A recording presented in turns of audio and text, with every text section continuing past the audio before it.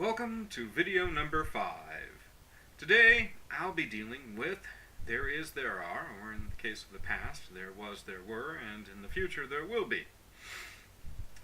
Many Russian speakers use eta for just about everything, whether the object of eta is defined or undefined. So for example, at the stol, it's a table, okay? But in English, the demonstrative structure, meaning that whatever the object is generally hasn't been introduced yet, uses there is, there are. And in English, we wouldn't just say, it's a table. Yes, it is. Thank you for pointing that out to me. Okay? Only if that object has previously been defined. So, what is that? It is a table, where it refers to that, whatever is being discussed. Okay? Or, do you have a table? Yes, I do. It is behind me. So, it refers directly to table there. So, it's a very hard habit for Russian speakers to break, to not say it in place of eta because they sound so similar. It's very similar, not very original today. It's much like Russians using to because it sounds like тоже instead of using also, which is more common.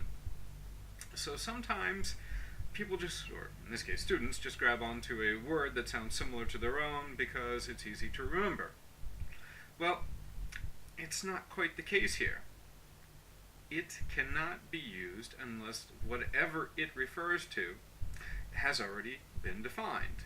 Okay? And that includes plural they. So when something has been defined, what is that? It is a table, or what are those? They are tables.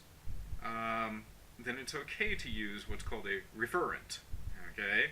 Referent can be any number of things, but usually most people think of referents as pronouns. Okay? Whether they're just the personal pronouns or quantitative adjectives that work as pronouns, quantifiers, like much or many. Okay? The key issue is the thing must be defined to use it or they. Whereas in English, objects are demonstrated or pointed to using there is, there are, or as I said, there was, there were, there will be.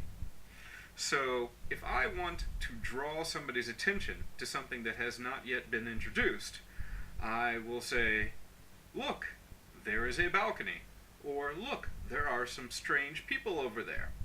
Okay? So I am effectively only verbally pointing to something. Now, this does not necessarily need to be physical. It can also be in time. Okay? It can refer to an event as well. For example, there was a party there yesterday, instead of saying there was a table there yesterday. I know I'm using there too much. I could say there was a party here yesterday, there was a table here yesterday. It doesn't matter. Unfortunately, English, despite its millions of words and phrases, is quite repetitive when it comes to certain words. And there is unfortunately one of them. So I'll try not to repeat it again. So, and of course, maybe you could say there will be a party here tomorrow. There will be a party there tomorrow. Okay.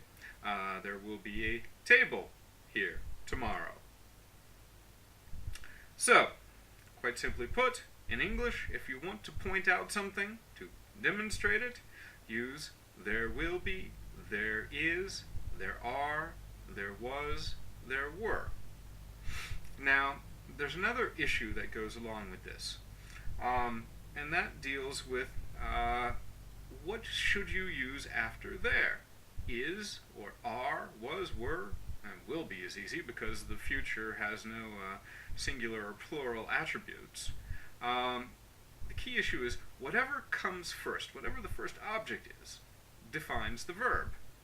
So if it's singular, then the verb will be singular. For example, there is a table and 2 chairs. If it's plural, the verb will be plural. For example, there are 2 chairs and a table. Now, this can be explained quite simply by the fact that the combined structure really is combined from double sentences. The full form would be, there is a table and there are 2 chairs. And we just shorten it to, there is a table and 2 chairs. Or, there are 2 chairs and there is a table. Shortened to, there are 2 chairs and a table. It's even hard for me to use the full form because English is so reduced that most native speakers aren't used to using the full form at all. Okay, and we'll see that in future videos. I'll talk about standard reductions such as in adjective clauses. So that's basically it. It's not a difficult structure. Okay, if whatever you're talking about has been defined, then feel free to use it and they. However, if you are only pointing to something, demonstrating it, or effectively introducing it to your listener or reader, then use the there structure. There is, there are, there was, there were, there will be. So, that's it. There will be another video in the future. Thank you.